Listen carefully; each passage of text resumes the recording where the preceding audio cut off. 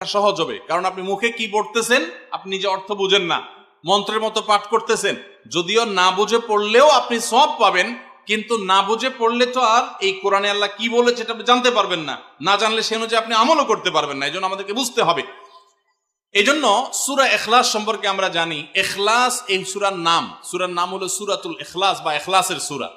ইখলাস শব্দের একটা অর্থ হলো পিওর করা, খাঁটি করা।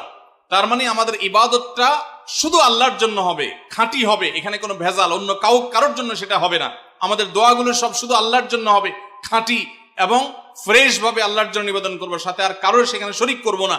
এই জন্য এই সূরার নাম ইখলাস, যে এই সূরার মধ্যে আল্লাহর ইবাদত, একত্ববাদ, তাওহীদ এটাকে খাঁটি করবার নির্দেশ দেওয়া হয়েছে। আল্লাহর কোনো শরীক নাই, এই জন্য এটাকে সূরা ইখলাস বলা হয়েছে, খাঁটি করার সূরা, ঈমানকে বিশুদ্ধ করা, তাওহীদকে ঠিক করার সূরা। একইভাবে ইখলাসের আরো বিভিন্ন অর্থ